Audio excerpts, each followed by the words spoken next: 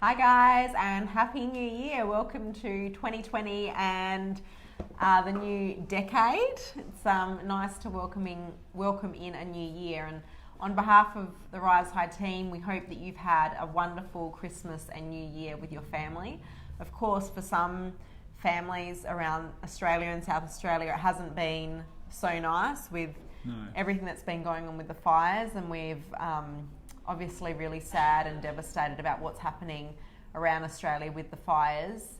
We actually have quite a few clients that are impacted by the fires, which is really devastating. So we're reaching out to them to try and help them as much as we can. But if we haven't reached out to you yet and your family has been affected by the fires, or someone that you know has been affected, and there's anything we can do to help, please reach out to us, and we'd love to help in any way we can.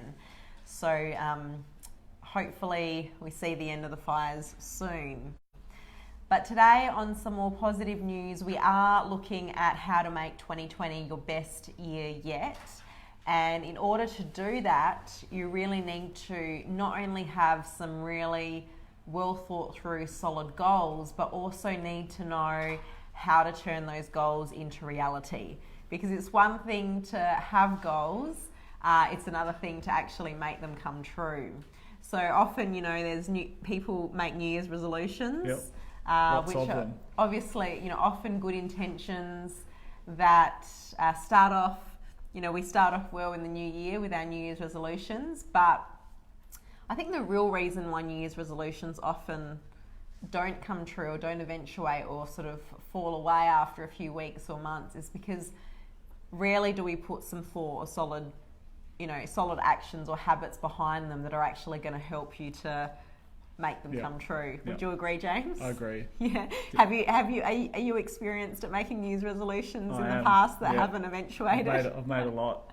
So today we're going to be talking about how to convert those New Year's resolutions into some solid, tangible goals, and more importantly, how to turn those goals into an action plan to ensure that you're setting yourself up for success with the right daily habits that are going to ensure that in 12 months' time, when you're looking back on the year that was in 2021, and you're going to be so proud of yourself that you actually achieved what you set out to achieve. Before we get started, a huge shout out to Seneth, Penny, Michael, Rue and Jenny. Thanks for joining us, guys. We really love it when you join us live. And please feel free to add your comments and questions. I'm sure you've got lots of great ideas of what's worked for you in the past, and we'd love to hear them. So please feel free to write comments below, and we would love to interact with you throughout the segment today. So today we've got 6 tips that we're going to be sharing. Is that right, James? That's right. And the reason why I've asked James to join us is because James is actually really good at not only setting and defining his goals, but also tracking his progress and setting the right daily action items that will help to ensure that those goals come true. So I thought James could share with us some tips today from his personal experience. And we also wanted to make sure that we throw in some hypothetical scenarios for people out there that might be looking to buy a new property or have a specific financial goal. It might be to save a certain amount of money for a holiday that you want to take, or it might be to buy your first home or buy your first investment property, or it might actually be to pay down some debt or to reduce your monthly expenses. Whatever your goals are, obviously what we talk about today can be applied to goals in any area of your life. But we're obviously quite keen to also help you to achieve your finance goals this year. So should we get started, James? Let's do it. Let's do it. So what is the first thing that people really need to do to get started? Well, the big one is, Marissa, you need to decide what you want.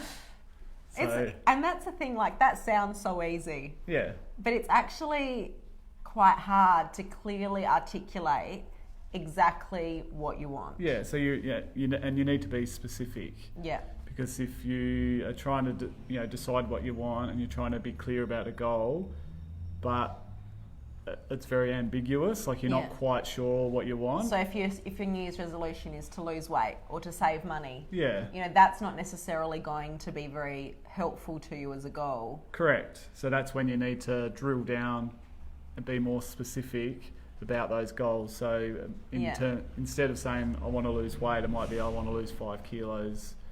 By a certain date. Exactly. Or it might be if you want to save money, I want to save $30,000. Yeah. So being much more specific than just those broad brush terms. Yeah, really I think that's so important to be really specific with what you want. But I also think it's equally important to know why you want it. Yeah. You know, because it's not enough to say that you want to save $30,000. You really need to understand, like, why is it that you want to save that $30,000? You need to make sure that that reason for wanting that is enough so that when you do get distracted or get swayed off course, your motivation is enough to bring you back on course absolutely. Again. Yep. And, you know, sometimes when I speak to some people in the new year, some people are a little bit lost in terms of what they actually do want to achieve in the new year. Yep. And one word of advice that I've got for you if you're in that situation where you're not actually sure, you're going into 2020, you're not actually sure what your big goals are for this year.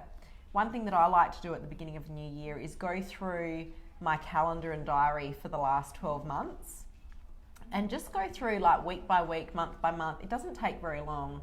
Just actually to refresh my memory of what things I really loved about the last 12 months and what things I didn't like so much about the last 12 months, and working out some goals that will actually help me to do more of the things that I loved in the last 12 months and less of the things that I didn't like in the last 12 months. So one of your goals this year might be to get a cleaner, and that might have some financial implications that you need to work towards. So even little things like that, you know, no matter how small or big the goal is, they're all really relevant and really important goals. So you might be looking at, you know, I encourage you to sort of go into 2020 with some goals, no matter how big or small they are. And having a look at the past 12 months might help you to establish a few small goals or even some larger goals that will really set up this year to be your best yet. Yep. Do you agree with that? I agree. Yeah. Hit the nail on the head. So once you've actually clearly articulated your goals, what would you say is the next thing that we need to focus on, James? It's pretty basic, but it's really powerful and really important, and that's to write your goals down. That is so important, and everyone knows that you should do that, but there's been the studies that show that only 3% of Australians actually write their goals down. Yeah. And I've got something I need to admit here, is that some of my personal goals for last year, I actually did not write them down. And that is actually really unusual for me, because every year I'm really strict on writing down my goals. But then getting to the end of it, you know, I was actually a bit disappointed that I hadn't written those goals down at the beginning of the year. And I think that if I had written them down, it would have been quite different, the outcome for those specific areas. And that sort of leads back into the first point as well. Yeah. When you are, what I've found really powerful is when I am looking at my goals for 2020, because I wrote my goals down last year and the year before that and the year before that, I can revisit what my goals were for previous years. Yeah. And that actually helps me to be more specific around what I want my goals to be in the future. Not only that, but isn't it great to be able to revisit goals from previous years and then see how far you've come? Absolutely. Just as a little reminder, pat on the back type moment where you actually thought, you know, I really smashed it the last few years. Even if you don't achieve every single goal on your list, you know, knowing that you've gone through most of them and being able to knock so many things off your goal list is actually a really positive feeling that actually helps you to prepare and achieve your goals for the coming year. Yeah. So it's so important to write your goals down. So once you've clearly articulated your goals, make sure you write them down. I like to have them stuck around the house in places that you go regularly, maybe the toilet, or close to the mirror where you do your makeup if you're a lady, or you know, somewhere where you're going to see them on a regular basis. Yeah, and there's lots of apps out there now and like technology that you can use as well. So I think it's really good to have it printed off and stuck on the mirror or something like that. Yeah. But it's also important to put it somewhere, to store it somewhere where you know you can find it. Absolutely, that's important. You know, things like Evernote's a really good app that you can use on your phone and computer, so you can store it.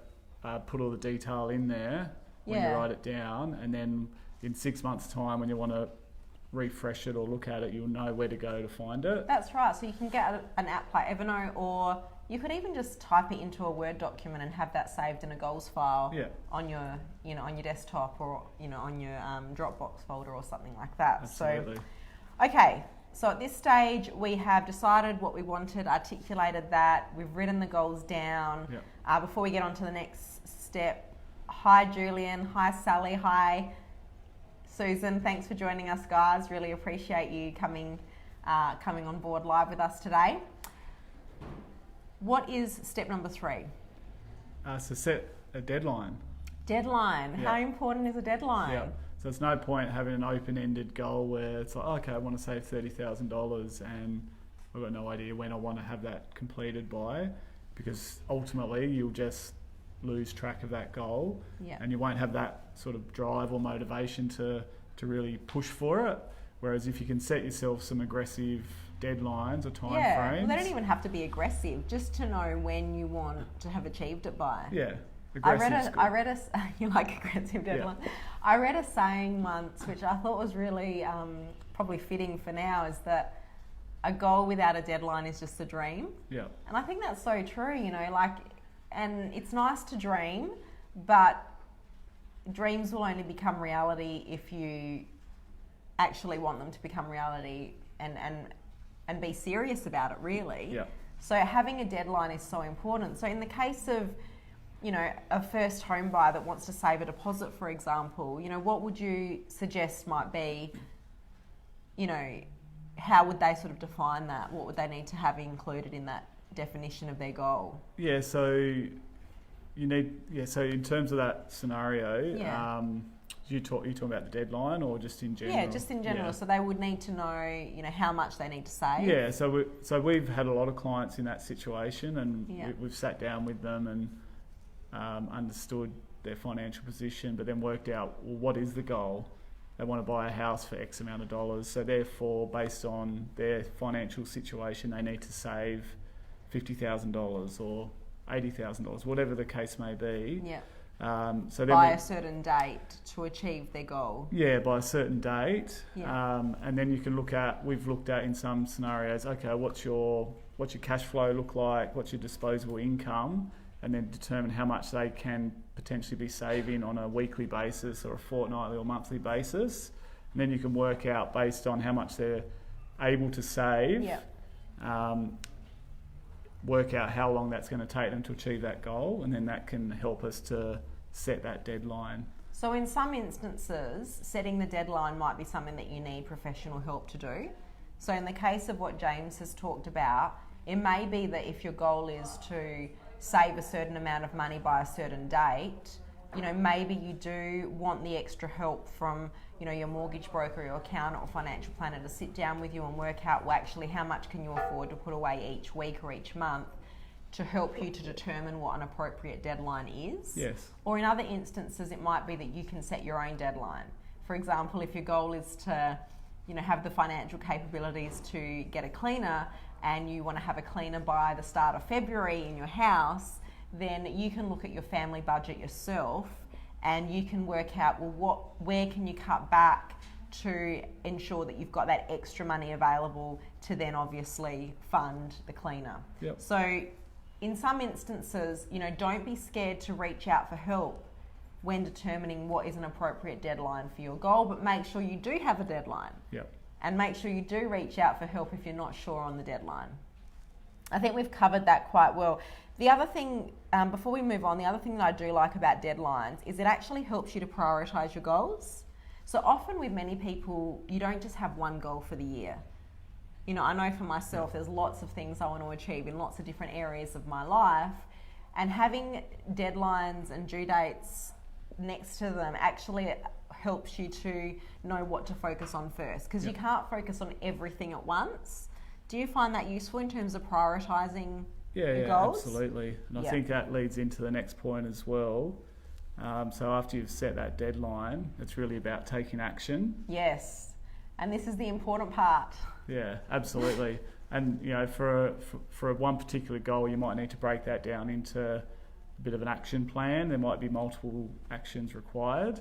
So that part of it is really about prioritising as well. So understanding what your goal is, you've written it down, you know when you want it achieved by. So now it's about taking action. So you've got to start to break it down. What are the steps that I need to take to enable me to achieve that goal by that deadline? Absolutely. And I think with this, it's really a matter of writing down, you know, the one-off things that you need to do immediately to kickstart that process, but also thinking about a lot of your goals might need a daily habit to be implemented into your daily routine in order for you to have long-term success in that area. Yeah. So it might be, for example, that you want to save more of your money so that you can ultimately invest.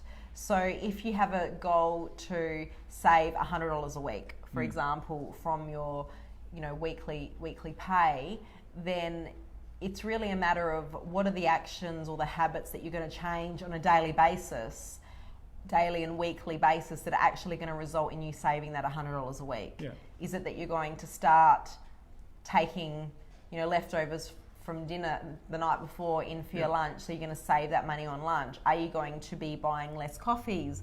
Are you going to be quitting smoking this year and you're going to save that money to then be able to put towards your savings and investment goals? So what are the daily habits that are going to help you to actually convert this goal into something that actually is going to start changing your life? Yeah, absolutely. You know, and I think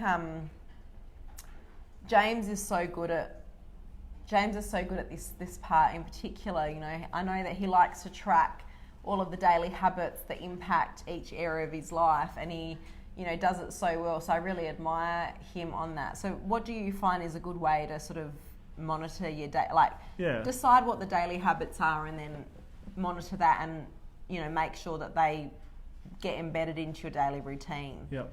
So those little habits that ultimately, if you're doing those little 1% habits every day over a period of time, they can, you know, accumulate to the point to allow you to achieve that goal. Yeah. So for me, I find that habits are really powerful. Yeah.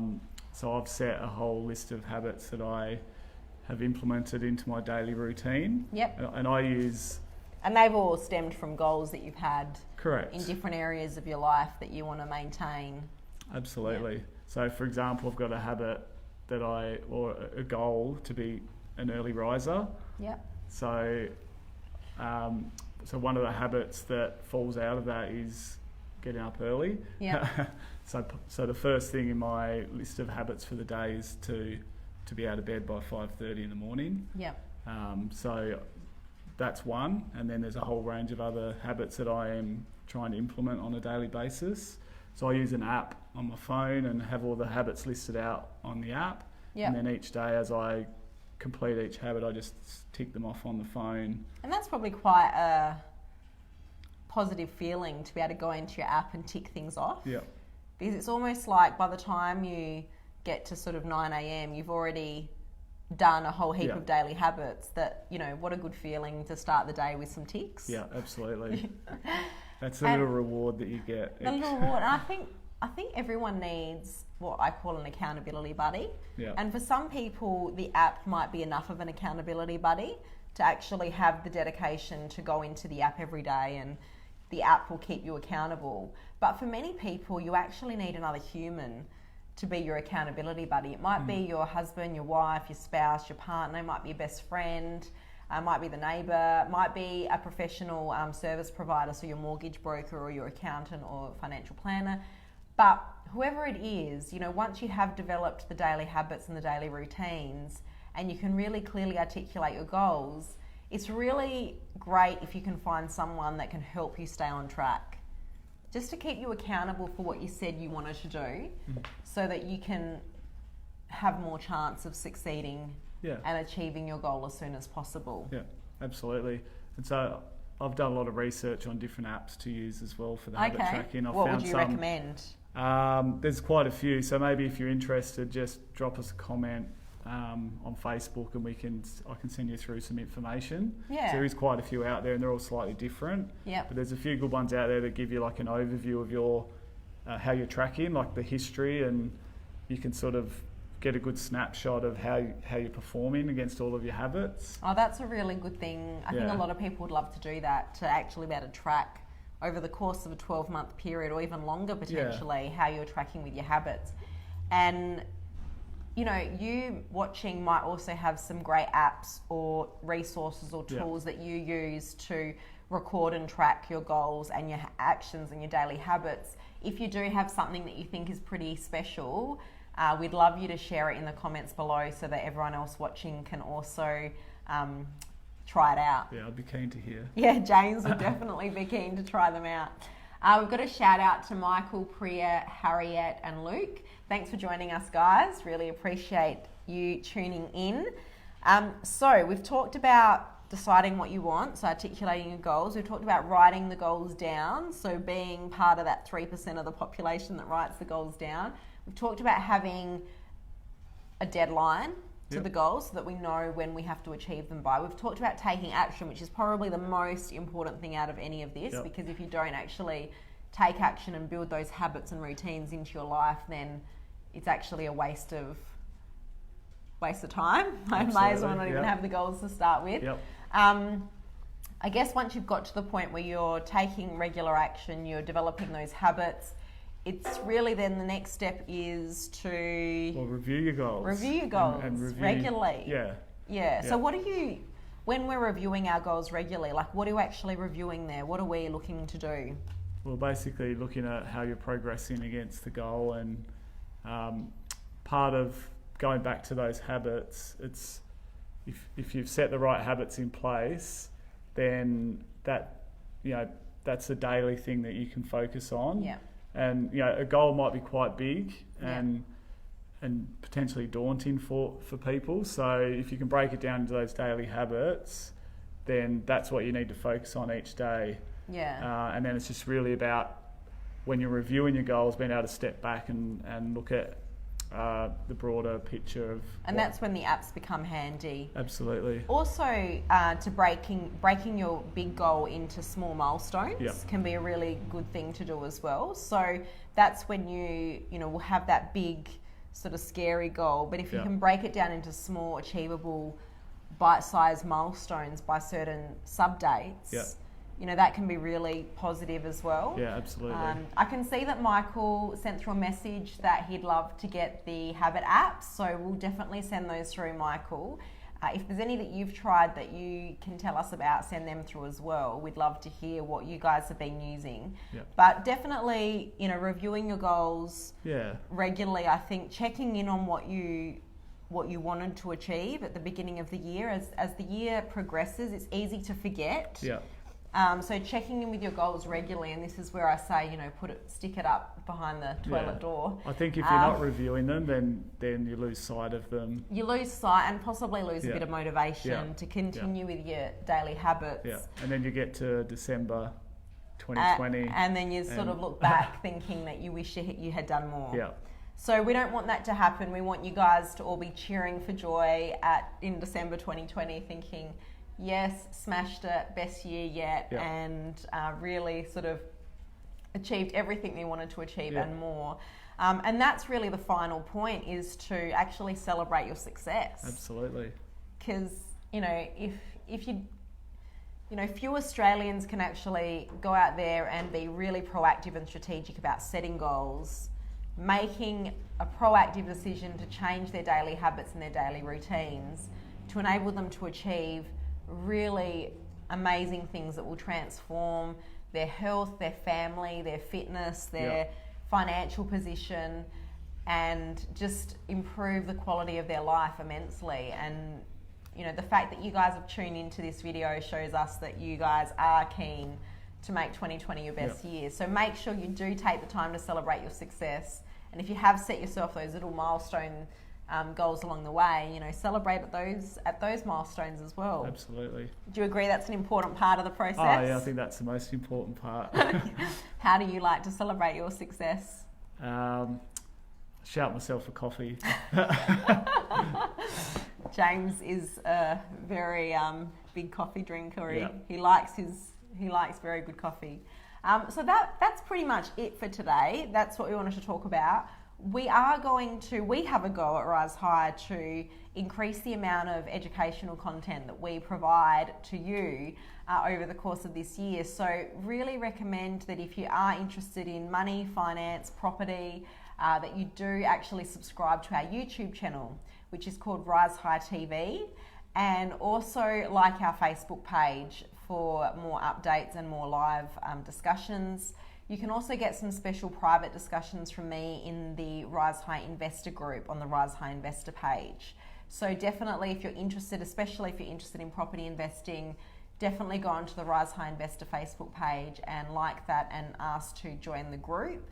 And hopefully you benefit from the content that we share this year. We're always looking for more ideas of how to add more value to you as well. So if there are specific topics that you'd like us to cover in some educational content that we provide for free, then please send a message through to us so that we can make sure we're addressing the topics that are important to you.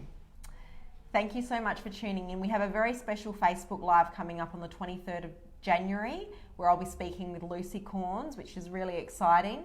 We're going to be talking about financial literacy for women, and it's going to be a really exciting Facebook Live, so please tune in for that. And other than that, we will catch up with you again soon. Thanks for joining us today. Thanks, guys. Bye.